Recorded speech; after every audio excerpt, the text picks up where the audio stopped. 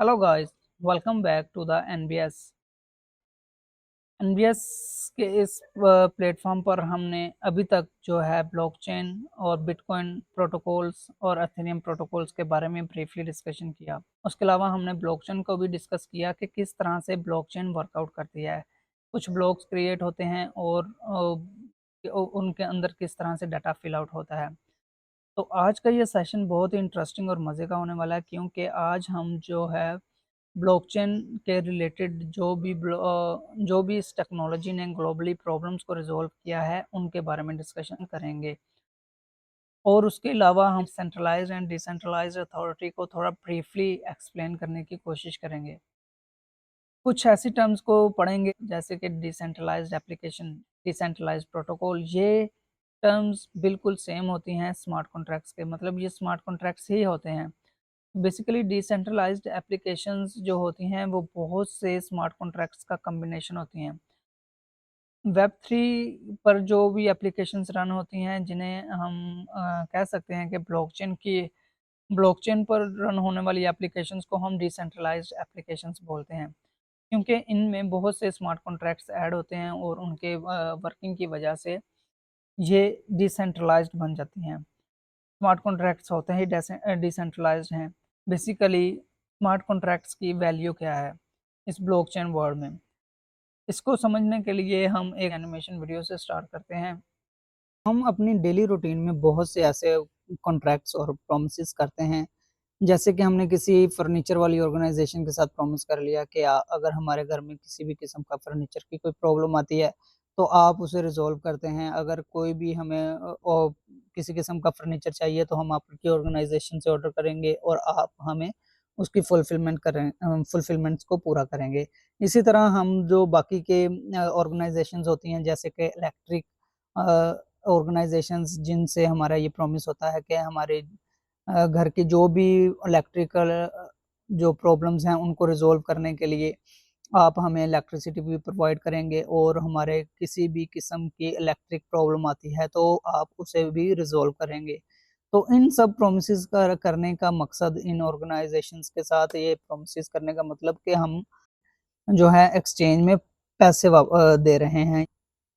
तो ऐसे में जो ये ऑर्गेनाइजेशंस होती हैं, इन पर बिलीव रखना, इन पर ट्रस्ट करना और उनके प्रोमिसेस पर चलना हमारी डेली की रूटीन बन चुकी है। तो इन सब को हम एग्रीमेंट्स बोलते हैं या कॉन्ट्रैक्ट्स बोलते हैं। तो ऐसे कॉन्ट्रैक्ट्स और एग्रीमेंट्स को हम प्रोमिसेस ही कहते हैं। किसी के साथ किसी चीज़ को फुलफिल करना, उसको हम प्रोमिस कहते हैं कि आप उसके बदले में हमारा ये काम करेंगे। जैसे कि अब हमारी किसी गाड़ी का इंजन ऑयल चेंज करना, या उसमें किसी भी मैकेनिकल या इलेक्ट्रिकल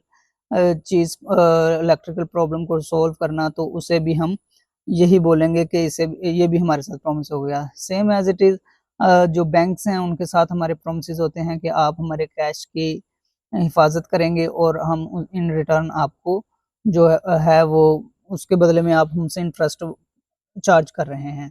और ऐसे ही लॉटरीज वाली ऑर्गेनाइजेशंस होती हैं जो कि ये प्रॉमिस करती हैं कि आप हमारी लॉटरी बाय करें और हम आपको उसके रिटर्न में एक ब्रांड रिवॉर्ड देंगे। तो ऐसे में जो ये सारे कॉन्ट्रैक्ट्स या एग्रीमेंट्स होते हैं, ये एक तरह से प्रॉमिसेस ही होते हैं जो कि हमें एक दूसरे को फुलफिल करने के पाबंद होते हैं। तो क्या होगा कि अगर ये प्रॉमिसेस ब्रेक हो जाएँ, जैसे कि मैकडॉनल्ड्स की कंपनी ने एक बार जो है प्रॉमिस को ब्रेक किया और अपने कस्टमर्स के साथ मिलियंस ऑफ डॉलर्स का उन्होंने जो है ये फ्रॉड किया। उन्होंने क्या किया कि उन्होंने कहा कि हम आप लोगों के साथ प्रॉमिस करते हैं कि आप हमारा फूड बाय करें तो हम आपको एक चांस देंगे कि आप कुछ मनी जीत सकें। तो इन रिटर्न वो क्या हुआ कि आप लोगों को वो जो है फ्रॉड हो गया, और तकरीबन 13 से 24 मिलियन डॉलर का उन्होंने फ्रॉड किया, लोगों का पैसा लेकर भाग गए।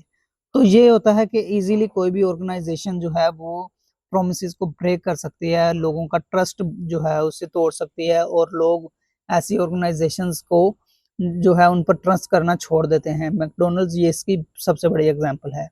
तो इन सब ऑर्गेनाइजेशंस को हम सेंट्रलाइज्ड ऑर्गेनाइजेशंस बोलेंगे, और ये जो है मिलियंस ऑफ डॉलर्स का पैसा आप लोगों से छीन कर ले जाते हैं। तो ऐसे में ब्लॉकचेन की जो है टेक्नोलॉजी वो इंट्रोड्यूस करवाई गई। ब्लॉकचेन एक डिसेंट्रलाइज्ड टेक्नोलॉजी है। इसमें आपने किसी भी ऑर्गेनाइजेशन पर जो है वो डिपेंड नहीं रहना है और आप उन ऑर्गेनाइजेशन से हटकर अपनी हर एक चीज़ को कंट्रोल कर सकते हैं, क्योंकि ये इम्यूटेबल होती है, डिसेंट्रलाइज्ड होती है और ट्रांसपेरेंट होती है। तो हम किस तरह एक बंदे पर ट्रस्ट कर सकते हैं या उसके प्रोमिसेस पर ट्रस्ट कर सकते हैं, जैसे जो कि हमारी एक इंश्योरेंस के क्लेम को भी डिनाई कर देते हैं। डिसेंट्रलाइज्ड ऑर्गेनाइजेशंस जो हैं ये स्मार्ट कॉन्ट्रैक्ट्स को फॉलो करते हैं। स्मार्ट कॉन्ट्रैक्ट्स और एग्रीमेंट्स होते हैं जो कि ऐसे इंस्ट्रक्शंस पर डिप्लॉय हुए होते हैं जो कि ऑटोमेट होते हैं। तो ऐसे स्मार्ट कॉन्ट्रैक्ट्स को हम डिसेंट्रलाइज्ड एप्लीकेशन बोलते हैं।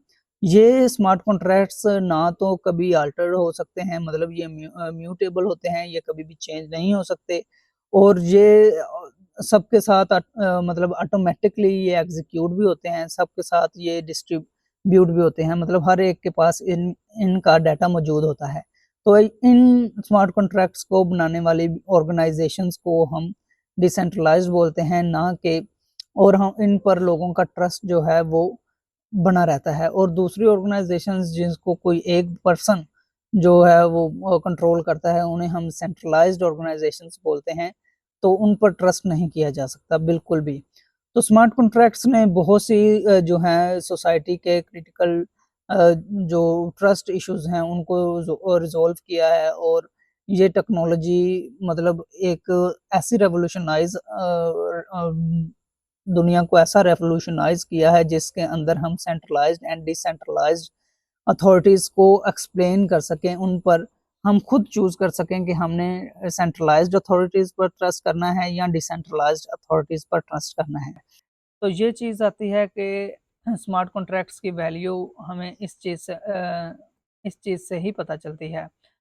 तो यहाँ तक कि स्मार्ट कॉन्ट्रैक्ट्स की जो हमें वैल्यू का बारे में पता चला, डिसेंट्रलाइज्ड एंड सेंट्रलाइज्ड अथॉरिटी के बारे में पता चला और ब्लॉकचेन ने वो कौन सी प्रॉब्लम्स को रिजॉल्व किया है। सबसे पहले तो ब्लॉकचेन की इस टेक्नोलॉजी ने सेंट्रलाइज्ड अथॉरिटीज़ को ख़त्म किया, जिससे कि एक सिंगल बंदा उसे कंट्रोल कर सकता है और उसको सेंट्रलाइज से डिसेंट्रलाइज्ड बनाया। डिसेंट्रलाइज्ड में इसमें आप अपनी चीज़ के खुद ओनर हैं, उसकी ओनरशिप को चेंज कर सकते हैं।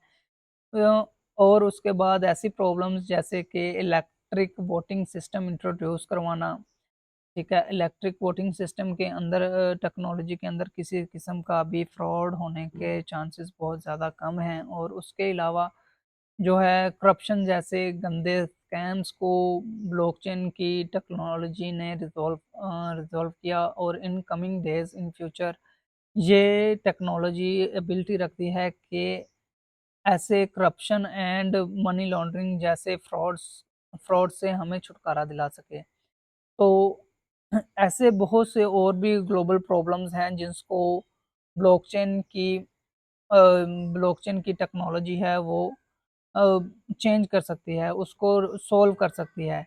तो इस तरह से आज हमने एक ब्रीफ डिस्कशन की कि ब्लॉकचेन की दुनिया में ऐसे कौन-सी प्रॉब्लम्स को ब्लॉकचेन ने रिज़ॉल्व किया है और सेंट्रलाइज़्ड एंड डिसेंट्रलाइज़्ड अथॉरिटीज़ के बारे में हमने पढ़ा।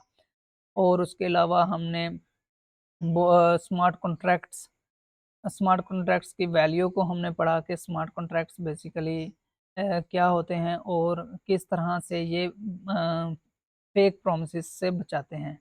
आज का सेशन यहीं पर ख़त्म करते हैं और इंशाल्लाह मिलते हैं नेक्स्ट सेशन में। अपना ख्याल रखिएगा।